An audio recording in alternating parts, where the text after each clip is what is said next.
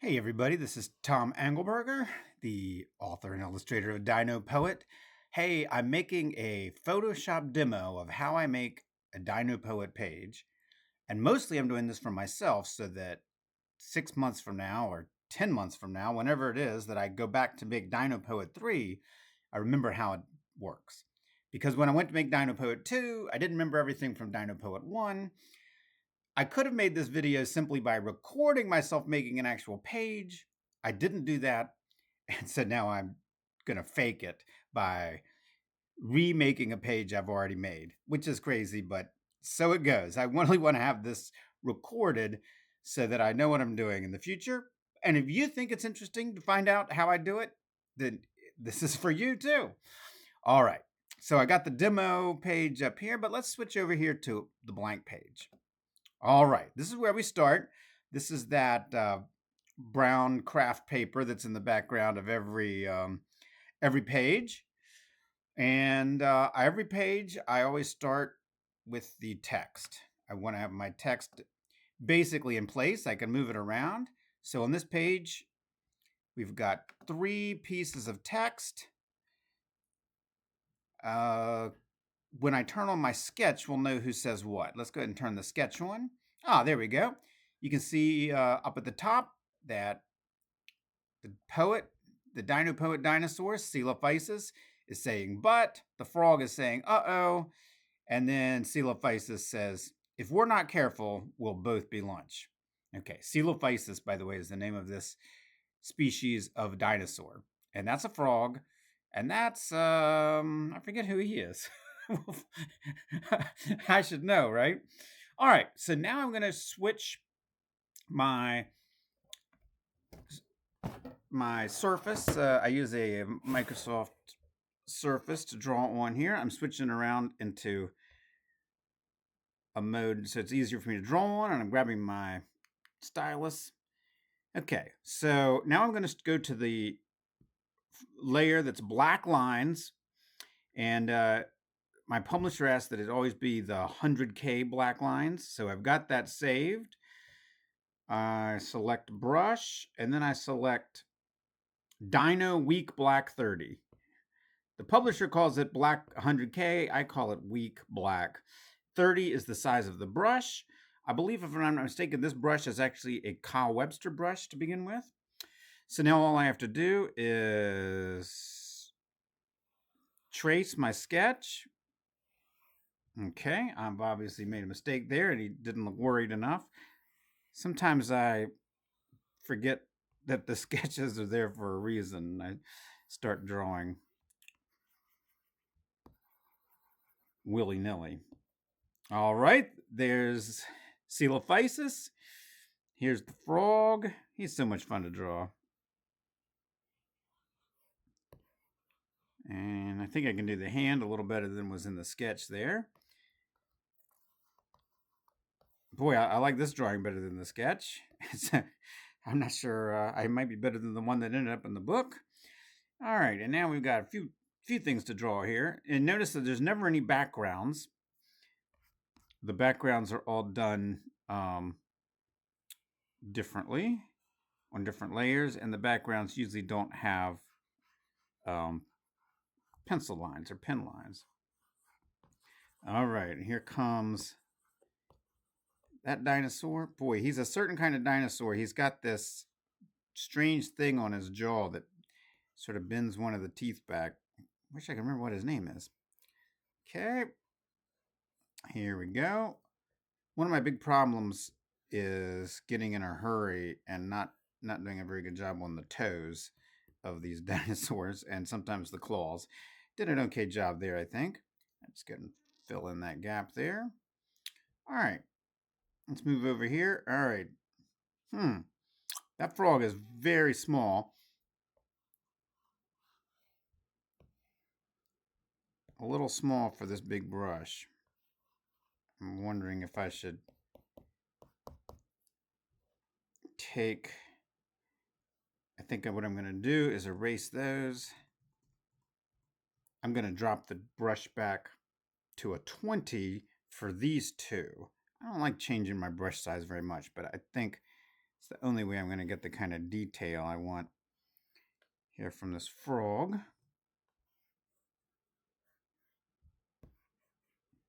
The funny thing is I'm doing all this narrating in case anybody watches this, which they probably won't, and then I'm going to have to sit through it next year when if I go to look at this.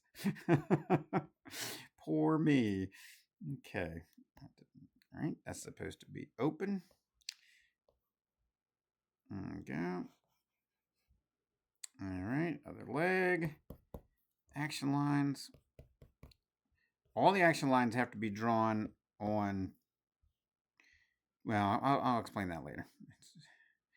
Okay.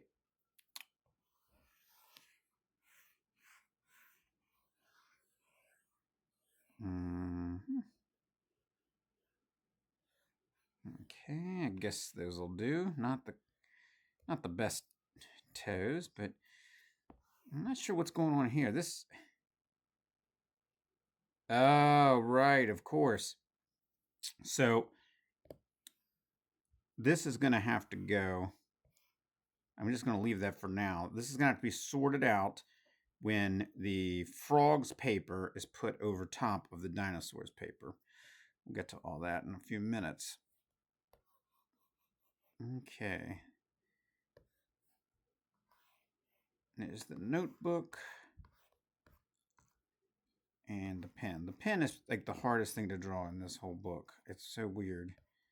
I don't know what the deal is, but I can never get it right. All right, here we go.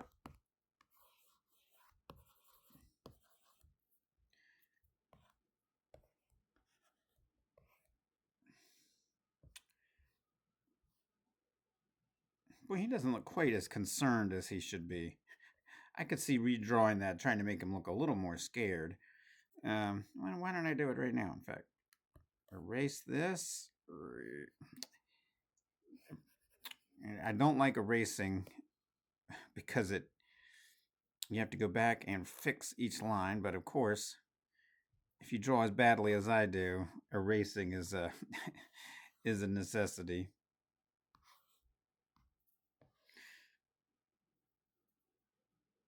That doesn't look right at all. I should have left it. All right. Not sure why he doesn't look more worried. Let's try adjusting the eyebrows up here. Okay, that went a little too far. All right, well, that's good enough. It's not a total panic thing here. We'll see. That tongue is way too large. There's no question about that. Oh, see, look at that mess. I have to go back and rebuild all those lines. Okay, there we go. All right, that's all the pencil lines, so I can delete the sketch and leave that. I should move my brush back to a 30. Now I go to this layer called chalk. This is for adding colors that are not paper, that are not cut paper. This is to replicate as if I was drawing on there with chalk or a crayon. Okay, and we don't want it to be perfect. In fact, maybe this could help us get a little, no, that's too much. Move the brush size up a little bit and try this again. That's too much.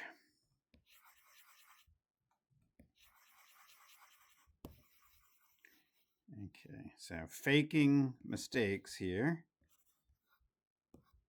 Okay, that gives him a pretty worried look. He's worried.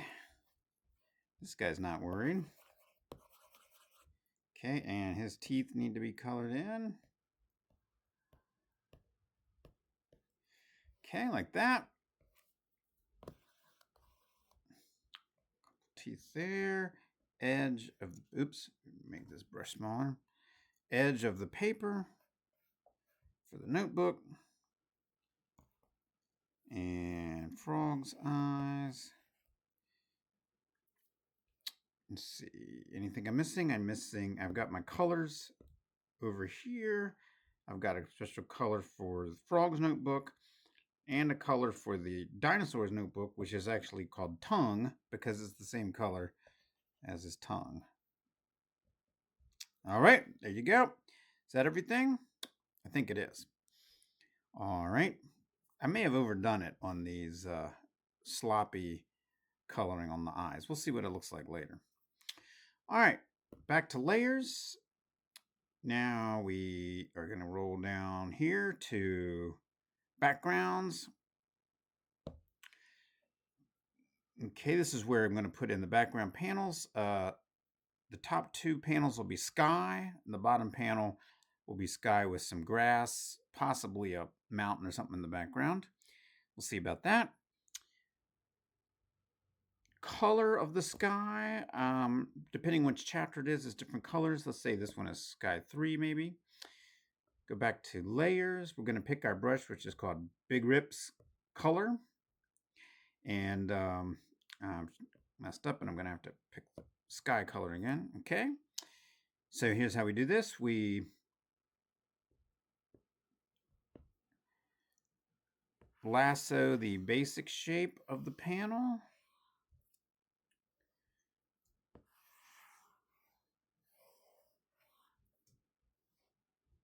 Just do all 3 panels at once here. This panel may end up going all the way across the page down here at the bottom. Now we flood fill with the paint bucket. Okay, of course, as you can see, the paper texture comes through. That's all saved here in the layers. If I don't like the way it looks, I can move it around.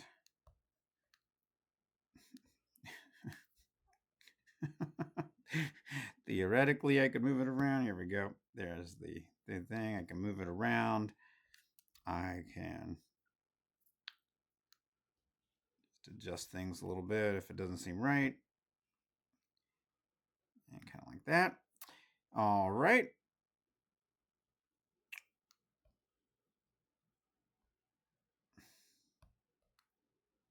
Okay. Now we go back to our brush. We've got that Big Rips brush. We go around the pan and put it on this layer here, the layer with the colored blocks. Usually do the brush at 125 for the panels. And once around does a terrible job, but a second time around makes it work. Okay. I have to make sure every line is drawn on. Okay, there we go. Make sure there's no gaps here. Okay, and sometimes things just look a little too artificial. Okay, get this one here. Panels are a little too close for comfort, maybe. Okay, one time around. And a second time around. Second time around just sort of smooths things out, fills in the gaps, covers up any line from the block that I drew earlier. Okay, boy, I'm gonna hate this video when I go to watch it later. I feel like I'm gonna be fussing at myself. Oh, that's terrible right there. Okay, this needs some erasing. It's just too close to that other box.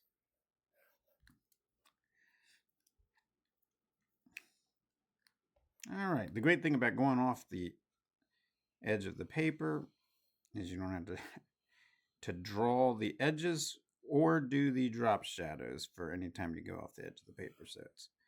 That's always nice. All right, there we go. Now we're going to go through and do each of the dinosaurs. Let's see, we'll do Coelophysis first here. He's got his color called Dino. We draw the basic shape. This, flood fill it. Get our brush back. Take it down to 90 or 80. And we're going to hand draw all these paper edges. Try to make sure everything looks ripped, handmade. And it is handmade. I'm doing this with my hand right now. And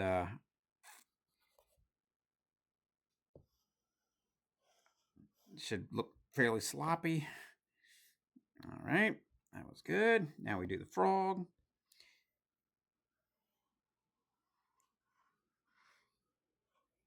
Okay, I learned a while back it's just not worth going in and trying to do little fancy spaces, tight spaces. It's just not worth it. Just get a nice big ripped up piece of paper here. I love it when they cross over into the other panel just a little bit, especially when the two panels are sort of related to each other. He's talking to the dinosaur in the next panel, so it works out just fine. All right, down here, I don't like this, how close this is to the edge of the blue, so I should either trim the blue or add to the green. I think in this case, I'll just add to the green. I think normally I might want to trim the blue, but just to move things along here, I'm going to add to the green. If I want to, I can always go back, get my pencil, and draw that line more. Oh, I should have done... Okay, I think I'm drawing on the wrong layer. I've been drawing do that frog on the wrong layer. I'm going to have to select the color, cut it, move it down to the correct layer. This is what I spend most of my time doing. Yep, forgot to paste in place with Shift Control V, paste in place. Now I can add this other bit of frog here. This is so small that I'm not going to bother with that blocking it in with the lasso. I'm just going to paint the whole thing in. Everything needs to be on a piece of paper. Every pencil mark needs to be on a piece of paper. So we will make sure, even though, these shouldn't be green, because the green should end at the frog. That's not how it works in Dino Poet.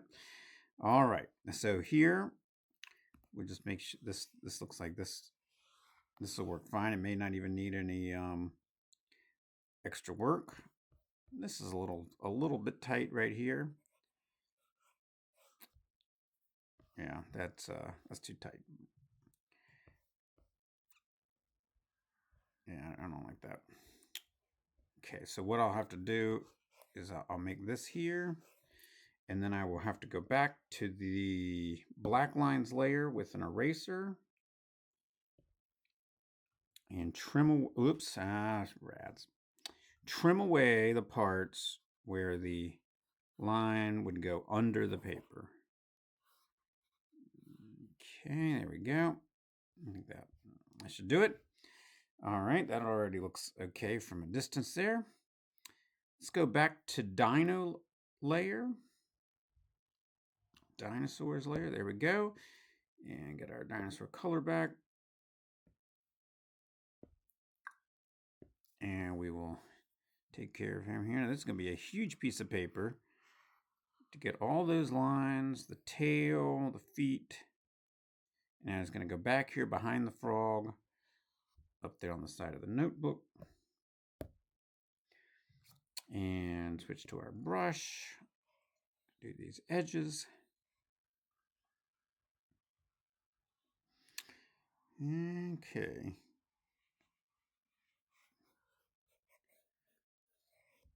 Okay, that looks pretty good to me. Looks all right. Here we go. And our last one here is going to be this dinosaur. It's not a T-Rex, but the folder is called T-Rex, and I don't see any real reason to change it. What color is this guy? Is this the guy called Gatorhead? I think this is the guy I call Gatorhead. So he does have his own color. Do the lasso around it.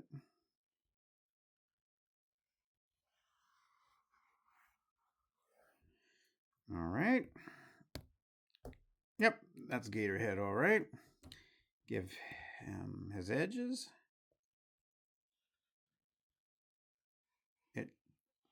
Is it starting to seem crazy how many different little steps there are in this? I mean, the artwork is so simple. It takes seconds to do the drawing, and then all these little steps just drag on forever. Who knows how long this video is already? Uh, no one but me will be watching it, so that's fine. All right, we're doing all right here. It's time, I think, for the Gator head came out pretty good. Time for the grass. Go down here to my grass layer. I've got various grass colors depending on what part of the book it is. There's grass, there's sand. Let's just go with this grass here. Back to layers. It's going to come, let's say it comes around like that. Fill it up.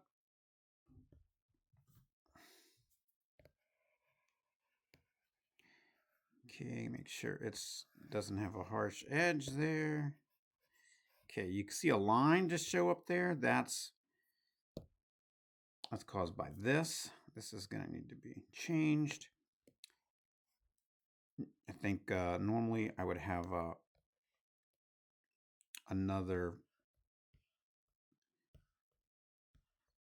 some other options as far as the paper textures. I like to choose one. I don't like these shadows to compete too much with the thing. We'll just leave that there for now. All right, there we go. That's not bad. Now it's time for the speech balloons, my least favorite part. Okay, here's how we do the speech balloons. We go and get our color for a dinosaur. He'll be the first person to talk. Go into our speech balloon setting, go to this layer here. Okay, now we draw it roughly. It's been supposed to look like it has been very sloppily cut out of paper with scissors. And there's going to be a lot of these little things here where the person has sloppily cut a little too far. Maybe there's even a gash here and there.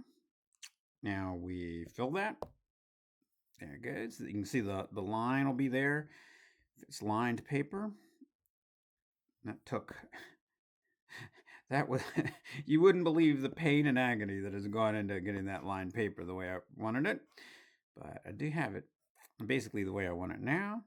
Okay, if he's saying uh-oh, I think maybe it calls for jaggedy bubble. Okay, and for these jaggedies, there's a lot of little gashes because that's a lot to cut. If I was doing it myself, I'd be getting very sloppy. There'd be cuts and slop all over the place, and that's what we want it to look like. Okay, colors on frog. Fill that in. All right. Last one is not the gator head. It's back to dinosaur. And here we go.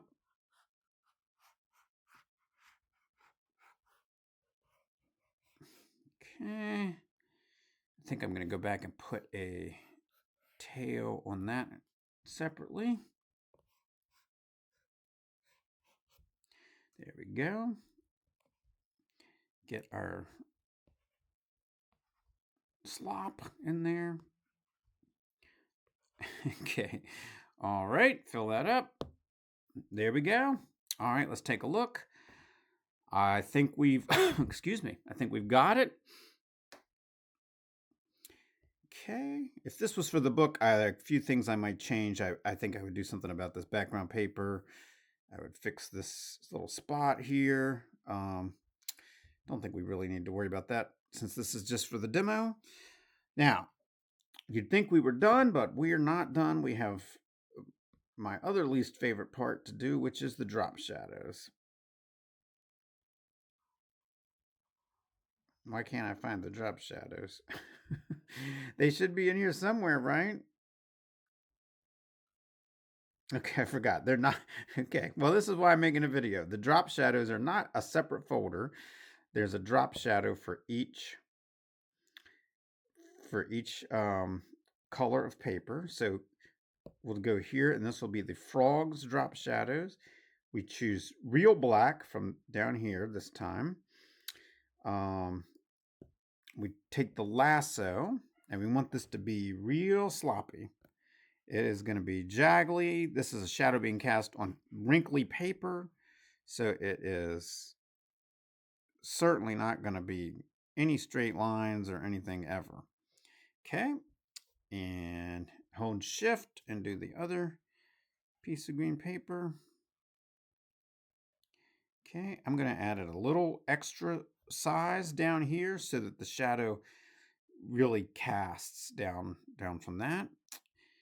And we use the paint bucket, fill that in. It's a little hard to see if it's filled in or not, except that you can tell over here on the folder.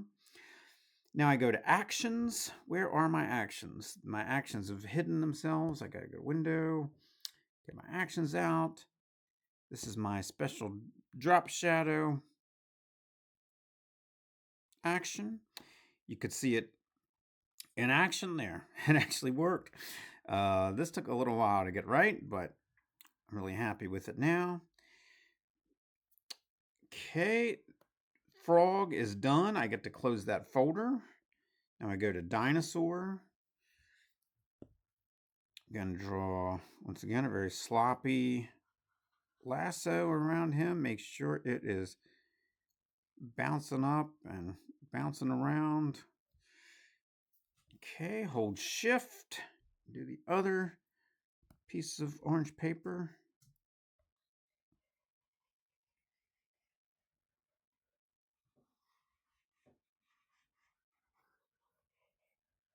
Okay, fill it. All right, let's get a close up here and we can watch it as I hit drop shadow.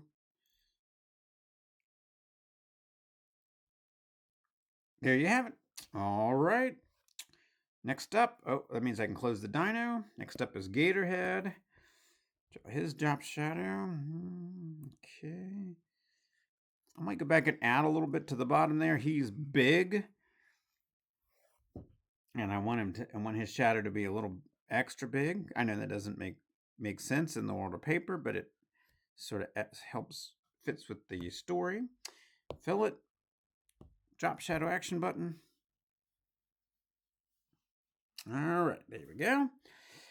Close up the T-Rex folder. We got the grass. The grass is simple. We only have to do the one part of it here. Up. Click the wrong layer. Oop. Okay, hold on now. Hit the drop shadow button, please. There we go. And now we can close the grass. Now we got the speech balloon drop shadows. So you can see why I'm tired of the drop shadows. Every single little thing in here has to have a drop shadow. And I did that too neatly. This should also be messy because it's casting on wrinkly paper. I'm going to do all of the speech balloons in one go here. Using that drop shadow action more than once on a layer is not good. So we will do our layers. We'll do all this on one layer. If we forget or whatever, we had to go back, we'll do a second layer for the drop shadow if we add something else. But for these three, we're going to put all three of these on there. All right, there we go. One last set of drop shadows to do. That's going to be the background panels. Okay, yeah, these will be simple. Okay, now the reason I'm so wiggly about this is that any amount of like regularity to it, any straightness of a line anywhere, it just stands out like a sore thumb. I mean, it looks terrible. Okay, this last one here. Don't have to do the whole thing because the shadow would all be hidden. And one last time, hit the drop shadow button. All right. There we are. I think that's every piece of the puzzle for doing this thing. Before I'm done, I go to layer, delete hidden layers. Lots of times I end up with a lot of extra layers when I'm having to do a lot of experimenting and stuff. There are a few things that could be tweaked and taken care of here. I think the most important thing to look at is to make sure this looks okay. I think it does. I want to make sure I never have any like the dinosaurs line going over onto the frog's paper. I always like to check for that. Dinosaur looks good there. Not crazy about some of the things that happen here. I can close those background layers. Just going to go to black lines. Oops, wrong black. I need to go back to weak black 30. That is an important thing to remember. Anytime you switch back to the lines layer, you've got to make sure you get that weak black. Okay. What do I think about this chalk? I think the chalk is too much.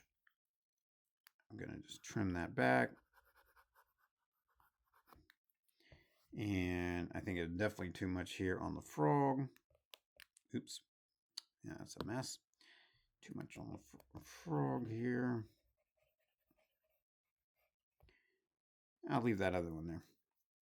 All right, there we go. I think this layer is done. So it means our video is done. So I've done, almost 200 of these pages. Got another 100 more to go with Dino Poet 3. Who knows? There might be more after that. So hopefully, when I watch this video, it'll all make sense and I'll be ready to roll. What is going on here? I'm just noticing all these mistakes. We go back to week black 30. All right, you folks at home can move on to something else. I don't know why I'm bothering messing with that. All right, that's it. You heard me drop my pen. It's all done. It's time to close this video. That if you watch this, I hope it was helpful. If you are me, I hope this video was helpful. I'm sure I've already turned it off and gone on about my business. Thanks a lot.